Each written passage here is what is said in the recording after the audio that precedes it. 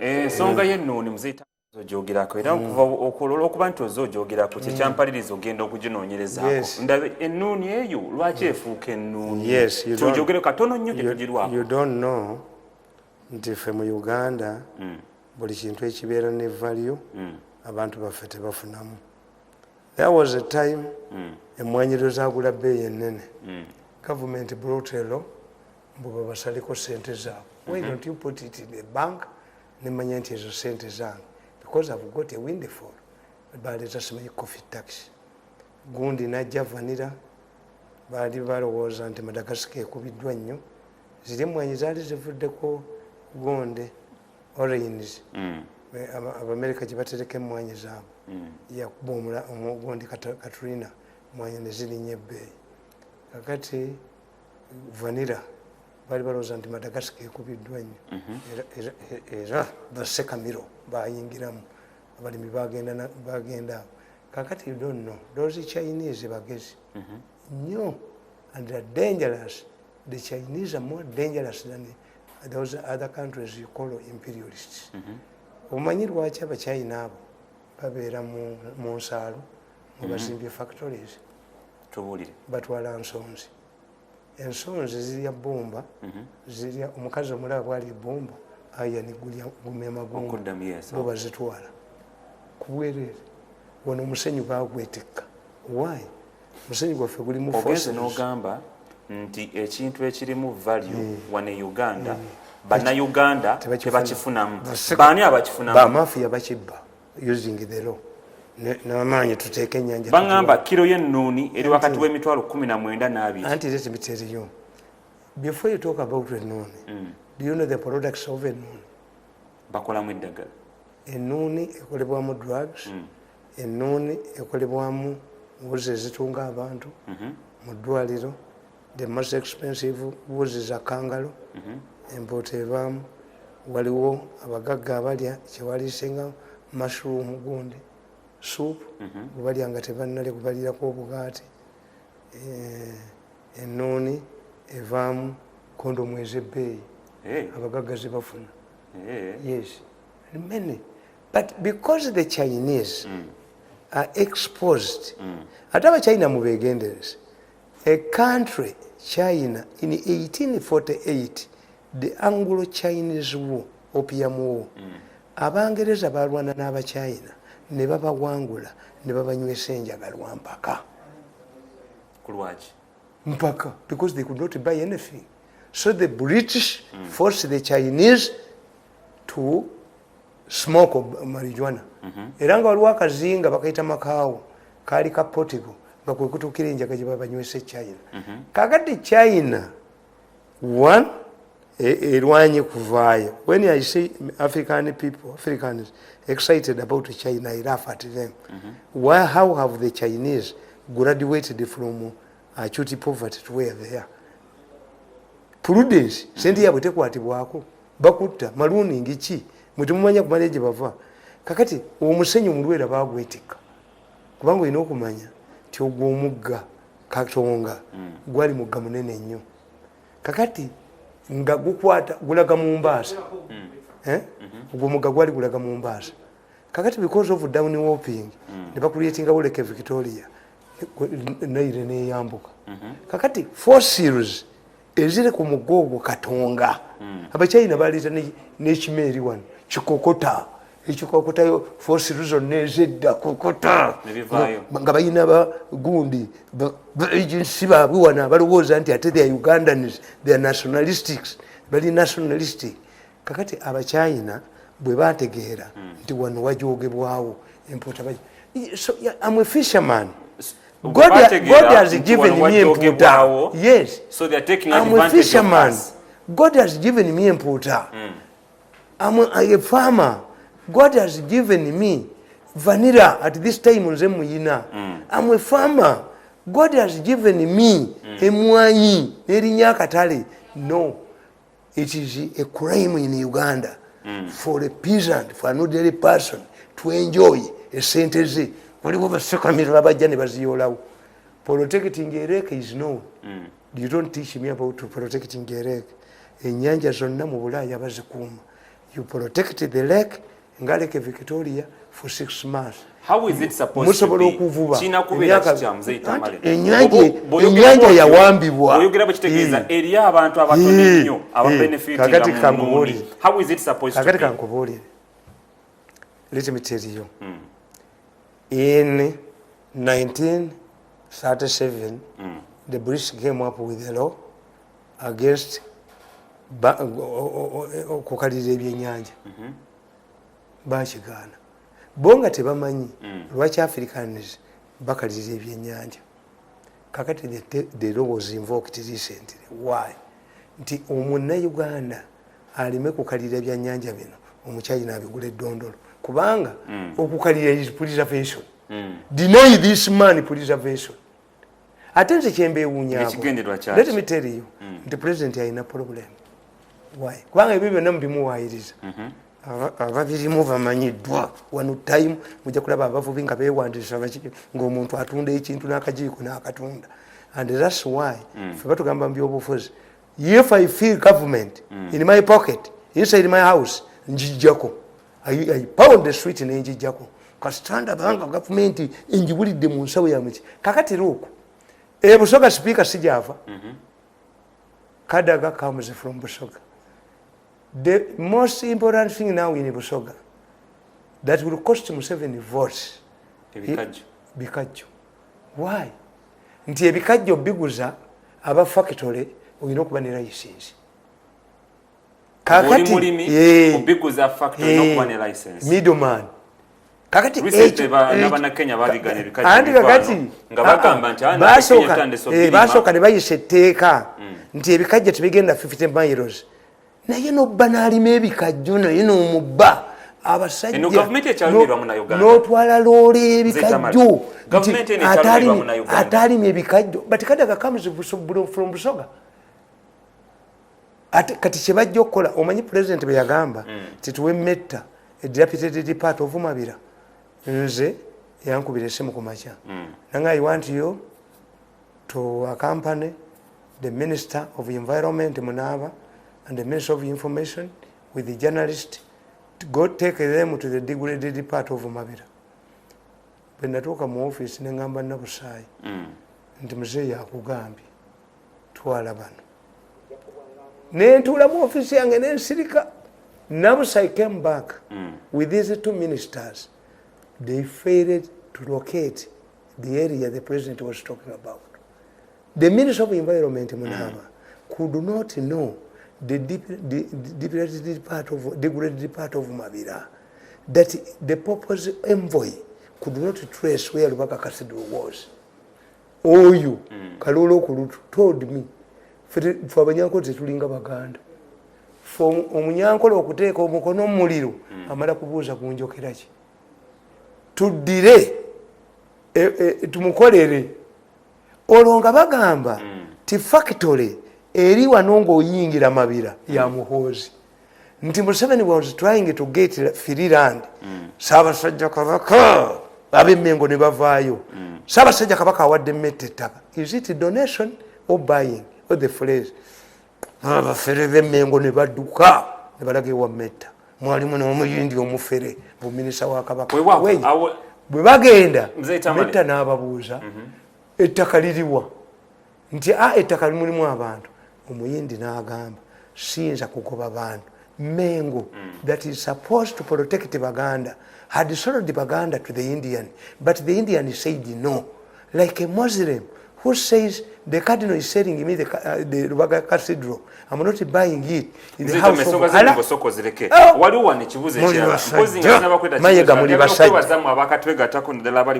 Buganda inabasajja. Webale kubanga ku Steve Batts. You from Museveni does not intervene in sugar cane in Busoga. Ajja kulaba akalu.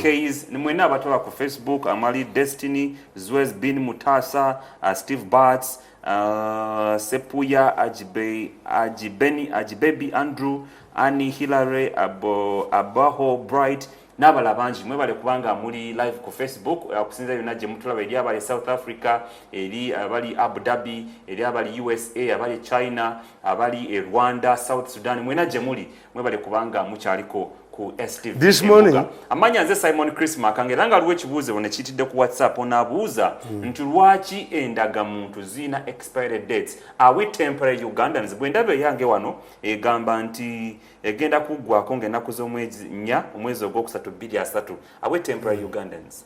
No, I think what they want, because it will be a continuous people born, people bazaalibwa naye ebintu bya Uganda kati endangamuntu sente zebabbiramu n'okulijja esalinga amasimu UCC kati batugamba nti bagenda kujjako miliyoni 2 ez'amasimu. So a Ugandan thing is not done for the purpose. What is it done for? Bayina okubeera nga babba. Tekakati katubuuze. If we are serious, the ndangamuntu which can enable me to vote will be reflected in the number would be reflected in the electoral commission. Musinga no. Bano babbi. Musinga no. Walala. Bano baferi. Bano bashuma. Musinga no. Endagamuntu ngero. Erina okubanga ogenda mu ddwaliro ne bakujjanjabira ku bwerere. Munsi eranga ng'ogyeko kujjanjaba obeera na access y'amaanyi ku government services ez'enjawulo ng'okozesa endagamuntu. So swipinga amanya nti Simon Chris Makanga yagenda ofuna services. Naye ate wano government national ID Musinga Norway. Yes. Kakati what you don't know, Norway tezanyirwako. Norway ina sente empitirivu ina amafuta mayitirivu. Ekyo sikikkiriza. Nti n'abaana bange mbagamba nti tuyina famire ezasooka ku kyalo gaggawala. Famire y'Amapapula, famire ya Mugalaasi, Gundi Yusufu, Kayiira baani abo ffe tugobye bagobe ne tubakwata. Kakati ensi era mwana wange kakati nga mmwe waliwo omusajja baali bamuyita Nakatanza yagenda e Bungereza ndozala ku 1923 n'akomawo n'anyumya tebannaekiri e Bungereza ennyumba ya Katikkiro nene wanti tulina na nnyumba kabaka yamugana okuddamu okwogera. Why? What Nakatanza was saying was irrational. Endangamuntu mweyo gyebiri because babirina, they have their resources. Nze wano ne bamugaa nti mubba percentage gye babba bo bayina ki? Kitegeeza awo tetunnatuukawo. Let us reserve endangamuntu for what we can afford. What was the purpose of creating endangamuntu? Ekigendwa kyayo kyali kyakumanya bannayuganda. Kalwaki tekozebwa mu kulonda? No. Anti mugambe ekitongole president kye yasooka okugoba kyali ekyo. Omulenzi oyo buli wabeera kasita omulaba waali. Omulenzi oyo naye ffe Katonda atuyambe. Kyovula nze ebintu byange mbikirizamu nti gyebiri. Ebyenkumi esatu. Aya. Buli eyansonga mu olugala akubiddwa kibooko. Ate tewali gwenja kusonyiwa. Baatudde ku Saturday ne bagamba atuulajja. Omusajja n'ababuuza, what are you going to do to this man? Why don't you give him money? Omusajja n'amugamba nti, are you landing from the Mars? We collected 10 billion. First of all, we failed to get a person who can take it to him. 2, she was revealing whatever we are discussing on their programs. And as a result, His Excellency got knowledge of it, that we are trying to give him money. Do you know what he did? Nti yatuyita, yayita omukubo, n'amugamba nti I hear you want to give mirundi money. Yes, twaga tumuwe sente, yatukolera nnyo, abeera ayomba, tetulina kintu muwadde twamukozesa ntumusuula. Ono n'ayogera agamba, amubuuza, naye lwaki omusajja oyo mwamunigire nti twali tulowooza nti takataka talina magezi, nkukubye musajja gwe ne sente zo. Kakati pulezidenti kye yabakola nga abagamba mwagala kuba mirundi sente ti muyinawo mmeka? Tulinawo biliyoni 10. Ezo tezimumala. Weetaaga mmeka? Sibeetaaga mwandagamu biliyoni 2. Yaba abaziga bwati abaali awo nga bazze nazo biliyoni 2 bazze nazo bayite n'abamawulire bakole ki ziri zibalemye okumpa 10 kati baleeta mmeka? 2. bakifuula ofiiso. Pulezidenti yabagamba mulese mmeka bilioni 2 nze enjozi zimwewera mufulume omusajja yamugambye nti golozo oyo omusajja munamukolera ki the man is not about to stop he does not want money atukubye atumaze olaba ba fellowship nenjijjawo fellowship nga kuga president yabatunulye bwati fellowship is who is who in Uganda bali powerful bakozesanga zoom nenga ne zoom njikwata kakati president yabagambye bumba temwagala basiba eyo fellowship mujijjewo mujifule think tank be a fellowship erimu abanene nga basi kakati they are changing into neyera eimu yabwe yemu changing a name does not matter when you are still naye bagambye enziba gye tubadde tubbamu abantu eyennuuni eyo okubba buli wamu kakati kozi oganye nti programu eno tegenda maki babadde bajja kusuula Museveni. Why? If I was not around, and in fact if those people had brought 20 billion to be given to me, the president must give me 50. Kubanga nze muyambye abantu okutegeera ebintu bino si bibye ababikola bali mu family. Waliwo ekizibu kino nesaagala oteekemu nkimanyi olina personal differences between you and Buganda naye njagala owe endowooza yo basing on realities. Onagamba, hello, I am Otham, a resident of Mpererwe. My issue rotates around the plot I bought in Kalaji on the so-called Kabaka's land. My question is, am I safe? Because I'm currently afraid of the so-called Buganda land board. You are safe. Why? You see, nabanyonyola luli nembaga nti originally abaami bafuna square miles kanana bali tebagala kubasenze nti ensigo terya mwami kakati eventually they failed to have trucks, they failed to have plantations, and as a result people settled there. The only thing that is required, you pay busuru. The busuru is 3,000. Kakati bano bagana okutwala sente zaabwe the 3,000 kakati bagira munafu ti Buganda Land Board ababbi ba Buganda Land Board bambala obukooti bayita mu byalo. Ogambi he is safe. Yes. How safe is he? Ani amutunda. You recognize abantu abasinga obungi tuli ku ttaka lya Kabaka kuba Kabaka yafuna square miles 305 kati Kiwalabye male ne Makubuya ne bamubbira n'akenda akatali kaabwe nako ne bakaga in trust mbu Makubuya in trust bajajja fa batali mu trust no kukocha obukunukide oyo baba bamukubuya bajja kuba ba Kiwalabye male. So when I'm a tenant, recognizing that I'm a tenant, yes, I'm a tenant. Nesinza kufuna lease ku Buganda Land Board. Omusajja yafuna lease ku Buganda Land Board. Waba waise emyezi 6 eggweko n'abatuulira ennyumba ono omulangira wasajja yagitwala. Kakati ekyo tetusobola tetujja bakolera bawasajja ayirikogonize naye Katonda bwe yali atonda eggwanga lino oba ensi batubuulira nti yayawula olukalu n'ennyanja ekyapa ky'olukalu yakiwaani. This is an national agreement. Tewali ino kyapa kya nsi eno ekyayinsi ya Uganda nti ettaka ly'ekkanisa ettaka lya Kereziya. Yes, it was Buganda land that mu ndagaano y'olwenda ne babawako square miles 93 to develop Buganda, not to chase away Baganda. Jangwe wange nkuvumbagirireyo kakati mwe muli banafu. The moment I recognize amono Kabaka's land, what do you want from me? The law says 3,000. Singa Kabaka teyaleeta Buganda Land Board ya Kiwalabye male Kiwalabye male sayinza kuziikibwa mu ttaka bajja kuwuca muki kuba yatigomya ensi n'azimba ziikalira n'akolaki. If you have a credible company, people are willing okuwa Kabaka n'emitwalo 5 omwaka. How much money can he get? Recognize okyabajjako? No, tojinda bajjako. They can cause a revolution. 2, kakati etteka ligamba 3,000, but nobody can be arrested by going beyond 3,000. Ye president yakyusa 3,000 kubanga mu 1928 governor yateeka ku siringi 8.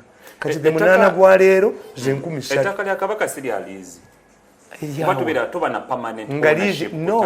ekibanja kitegeeza ekibanja abaana n'abazzukulu kyekibanja etteeka epya ligamba litya ku ttaka lya Kabaka lyawa eryajjako abantu ne basengukako ne balyoka bakomawo ku ndagaano endala mabegaka waliwo byagamba nti kyapa mu ngalo ekyapa mu nyuma kyalemera mu ttooyi kyapa mu nyuma ngalo you didn't understand the kyapa mu nyuma gundi tekyamulema okupama nanyini kyo argument yali emu Mayiga yatuula wansi n'agamba nti ffe batuweeriizi yakwata ebyapa byaffe abitwalire mu 7 mamuweemu naye omulenzi oyo bwe kyali kakati ye ng'akugamba first of all twasoma a lease goes through phases. A lease is given to you for 5 years to evaluate you. After 5 years, somebody a lease can refuse. 2, a lease has restrictions. If you leased for a residential house and you turn it into a commercial, you violated the lease takes the land. 3, it cannot apply to a Muganda like me. If the lease expires, am I going to migrate to Bunyoro?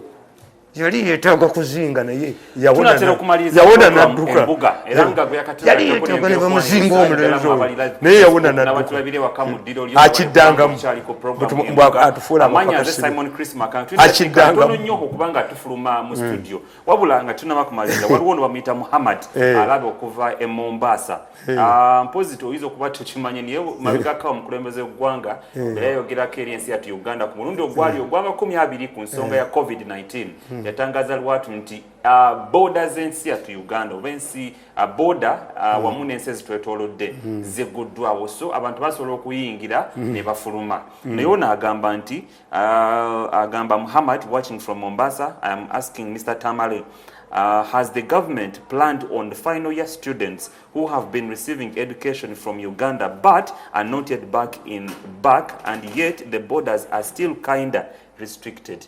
Simanyi kikyategeeza how restricted are they? Tulina abaana abava ebweru abava Kenya abavaawo kyobulaba nti academic standards zammwe muzisudde nalabye ejjo mubalanga ebitabo by'Oluganda njagala ndave omwana wange nga mukimuguzizza. We shall reserve schools for ourselves. For our training, abagenda okukola ebweru abatali mu local market ab'engero tetujja kubigendamu abaffe tebajja kugendamu olina basente mu Luganda basome nnyo mu Luluwo basome nnyo mu ki naye munabba komawa ne education ne mugitta we are going to be like a Tanzanians when a Tanzanian come to Uganda tasobola kuyita UPE. Are they valid to also students who come from other countries? Ati kyetubuuza when it comes to bw'aba ali finalist ayina okukomawo yes naye kyesimanyi nti ye taateekebwe mu karantini kuba twawonye president yatuwonyeza karantini bagijjawo olina okulaga bw'oba oyingira olina okujja ne certificate eraga nti oli COVID-19 negative waliwo omunene eyakola hostero y'abayoola Ntebe ababijjawo muzeyitama babijjawo babayoolera wali babijjawo era president Mukwaga president w'eggwanga yali very clear n'agamba olina okujja ne certificate eraga nti oli negative ekyansesa ku babbi baawano nabagamba abantu ne bawakana nti abasajja abo bagendanga e Kenya ne bagulayo ekutiya y'enzige ne bagiyingiza mu Uganda ne enzige kutiya y'enzige budget yali emaze ofuna nga bagigula e Kenya kati naddira akataasa n'azita e Masaka RDC Ssentongo yaziraba e Masaka naddira akataasa n'akata e Mukono gundi yaziraba RDC e Mukono ne bayoola akataasa ne bakatwala Mubende ab'Emubende ne baziraba abasajja baawano babbi naye bwe nakyogera abantu baaga nti nnimba they used to buy locusts from Kenya nga ziyita mu makubo mu Bukoto mwe bayita ne bazisasa yagamba budget tugifulumiza okwerinda sibuti singa zituuke Uganda mwe mubye ne mutwala organize abantu ne mutwala gundi byekirala ki nakyogera abantu ne bawakana naye mbaga nti ya gas bamulira mu percentage omubaka yenna oba politician akozeewo akavuyo ne bakubatti ya gas ayina percentage kyafunako omuserikale akubye ya gas ayina percentage kyafunako ate nno kaakati kitegeeza tugenda mulya nnyo mu kaseera kano ak'ebyokulonda. Bobi Wine yafuuse wa mutawaana. Ate ati Bobi Wine takyakwatibwako. Bobi Wine omubanda owa Kabaka yayimba n'agamba nti bada, n'ayimba n'agamba ekyo kyali kiwa, ekiwa. Bobi Wine abaamuleeta ne bamuteekamu ssente yabadduseeko. kati ali kuba Namunigina. B'Amerika baamututte. Bani abali bamuleeta? Aba gavumenti bennyini. Era nga nze mbayewo abamuleeta te bamulwanyisa. Ne bagamba nti ffe twamuleeta tuyuye ku Museveni tumuggyeko ssente. Kale ne bagamba nti buddira mukazi wo n'omufuula mwennyina agenda akuule ajja kukulowa amajasuleyo. Kakati batuleetedde ekizibu. Bobi Wine yabadduseeko omubanda kati ali kubwa Namunigina naye nga bamukoledde ekibiina. Bobi Wine kati beeyi ndala obufuzi wano mu ggwanga mujjako yabakubye kulokubiri ku the sharp talk n'omukuku navutama emirundi wamu nga ali ne kaziwe Bashir kulokubiri emboozi ngezi z'obufuzi tubabuulirako kati Bobi Wine yayiseewo mujjako mubifuna naye nga sinna yabuusa akabaati njagala kwebaza Kisembo Silvia Fred Nyango Linda Jackson Farouk Di Farouk Mwesugwa Rijan then Freddy bwebamu Yigapo n'abala bangi nnyo mwebale kubanga mubadde naffe okuba bwe twatandika. Waliwo nankubidde okuva e Burundi ku makya. Abaddani. Musajja amukubidde kuva Burundi.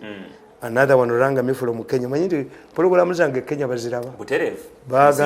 Bagambye nti even the American Senate put up a desk to translate my programs because they shape the politics eyensinga bweri. Wow. Amutegeeza oli so vital.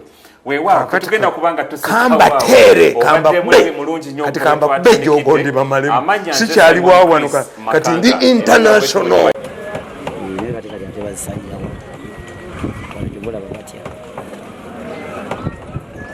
cameras batyo empuuta zinagade factory zo zinagende era nnyoni ejje zina okolaki ne kati wano bali mu ki mutweso kasi chobola abajazi oyo yabadde alina okubuulira ennyonyi nga yabadde alina okubuulira mbawutu yaayo ennyo abagitegeera nti no emputa yo bagenda ogifu ng'ennuni olwedde bagiggyemu kati obununi bwe tufuna bwe buno obumediamu abasayizi kati nga bwolaba buli eri kali tebali kusala lwaki babagaana ogikola ki ogigyamu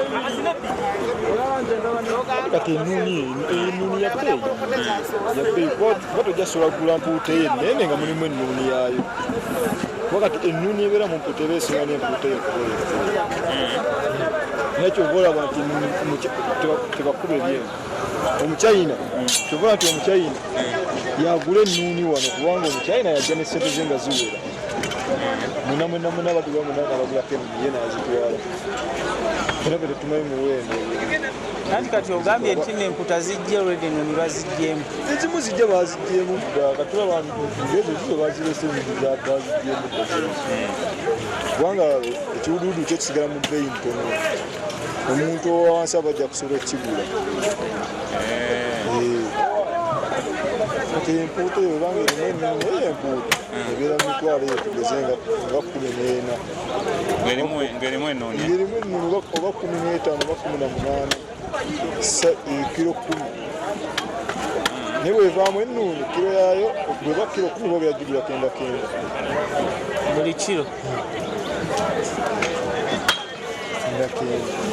Bachina kyabaliza batwala ennuni eyo Bachina bennyini era Bachina nga bamanyi bano bainvesta bano abali mu bana zi factories zaabwe ezigula ennuni